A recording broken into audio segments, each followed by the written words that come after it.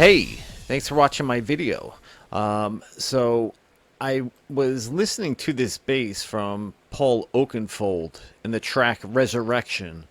Did the original by Planet Perfecto, and this bass line that he makes here is an FM bass, and I heard it and it was like, that sounds amazing. So I copied the bass and I listened to it for quite a bit before I figured out what he's doing. So he's using a different sounding FM bass, but the notation is pretty much the same. And so it hits. So let me show the kick first. Kick just hits. It's a 4x4 kick.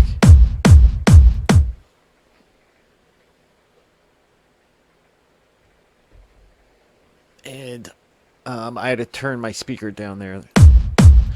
And that's what the kick sounds like. And so we have this FM bass that sounds like this.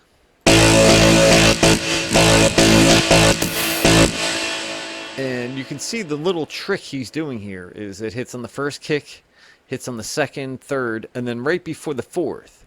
And then the second bar, it hits on the first kick, hits on the second kick, and then on the third and fourth kick, it moves forward and it hits right before. So you're left with the fourth kick here, which drops out.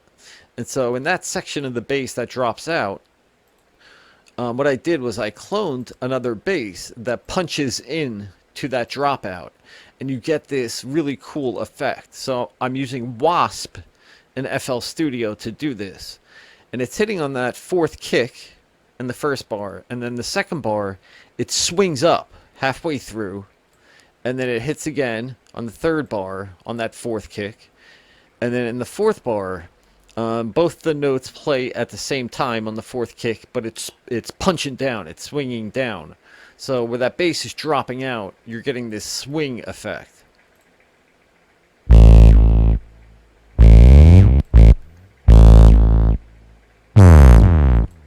And so now when we add these together, you get this really cool sound. So let me mute everything else here. And I'm going to play the kick with the FM bass and the bass swell that's punching in. So this is the one here that's punching in, and this is the one that's dropping out at the fourth, and it sounds like this.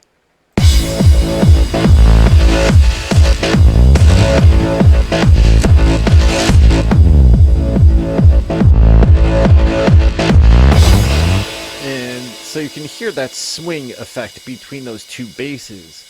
And now to add even more tension and to just tear this bass up literally, so we do a long sustained version. So this FM bass, I'm using Citrus and 1, Citrus and 2, an Omnisphere in the third instrument. And I'm using the metal patch, the electric patch, and then Omnisphere. I'm just using a random sample that I got. But so I did a long sustain, and then I recorded that one note with reverb, and then you reverse that note, and then so you get that FM bass in reverse, which sounds like this.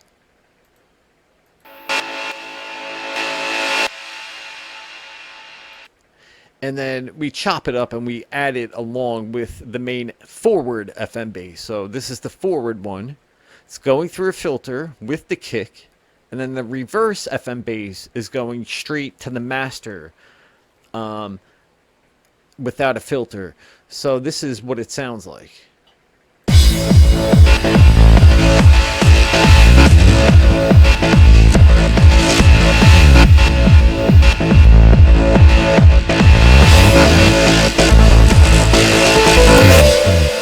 So that's like the unstable part of the bass line, and then we have the stable part of the bass line, which is just that this bass here that hits in between the kick, and it just sounds like this.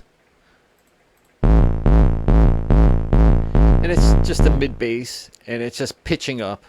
It's a recorded sample that's pitching up, and it adds a bit of tension, but it forms a spine with the bass line. And when we add that, But here, let me also cover the pluck. And we also have a pluck here that's muted. So something cool in FL Studio that I love to do, if you really want professional sounds, I use sound fonts, and I'm using 3 of them here. And I'm using Fruity Layer, and it's setting all these as the parent. You can find videos on this. A lot of people have probably already seen these videos, but you link them, and then the sliders here. This is the Fruity dashboard, and then I open the sliders, and I take all 3 filters on all 3 sound fonts, and I link them all to one slider, so you get this effect. It's 3 sine waves. They're all a bit different.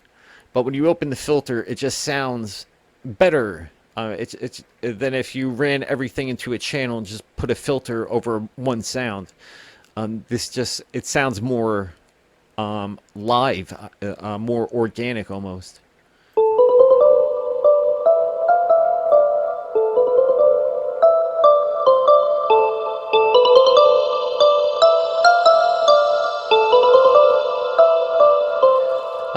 And that's the pluck we did. So we're going to add the pluck along with that mid bass.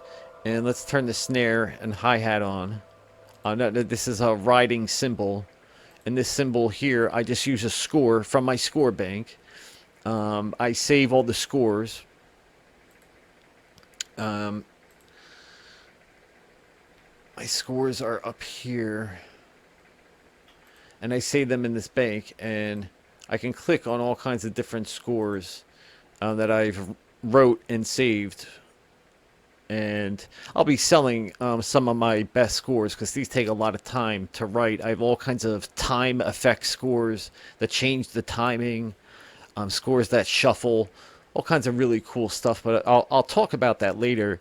So this is what this ride sounds like, and it comes up and then the pitch goes down in the last 2 bars, and you get this effect. So it's coming up,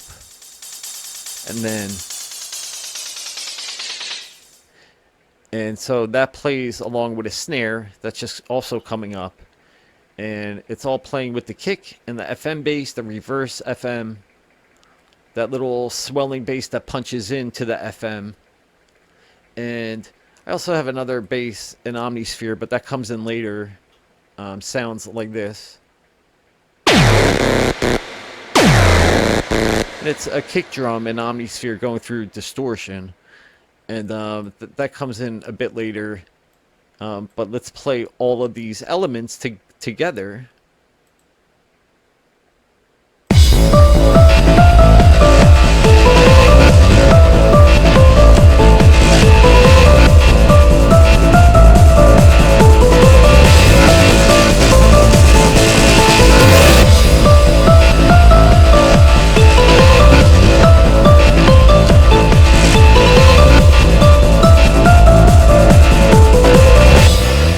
Simple trance beat, and I also have an intro to this where I took that FM bass and I did a shorter version of it,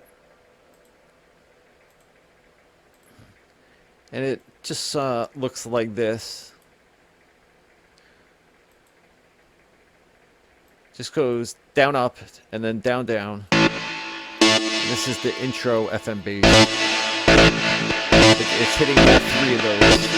The 2 Citrus, the 1 Omnisphere, and I did the intro with that. I added an effect that I had, not doing much up there, just to add more of a fill to it.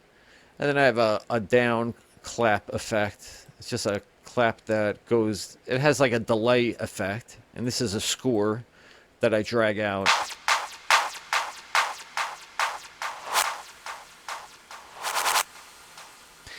And that clap in the back is also a score. And this is why scoring, getting good at scoring it hacks your music. It hacks everything about the way you produce and organize sounds. If you're all about samples and just finding the best samples and building absolutely everything like a purist by hand, like it might inspire you for a while, but over the long term, what really changed my music was when I started building a score bank, and that helps a lot. But this is what the track is sounding like, and I'll be doing more videos on this track next.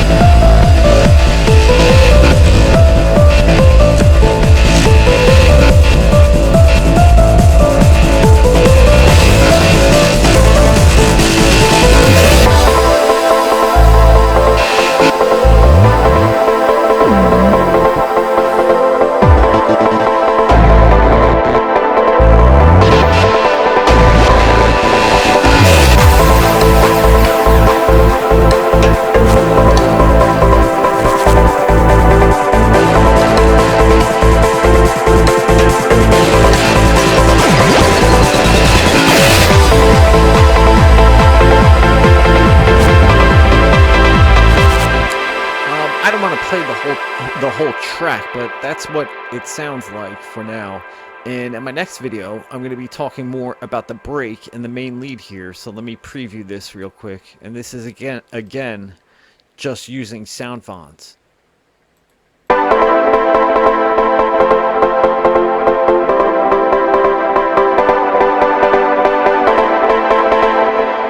I have an open version that opens the filter.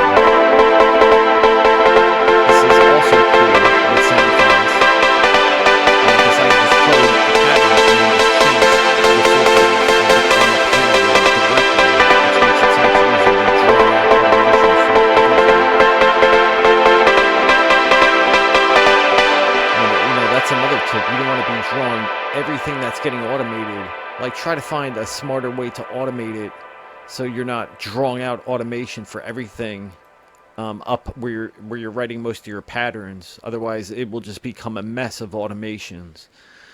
But that's it. And I also have an acid, a really cool acid sound, but I'll talk about the acid and how I did that in my next video. All right. Thanks for watching. If you like the video, please like the video and subscribe. Take care. Bye-bye.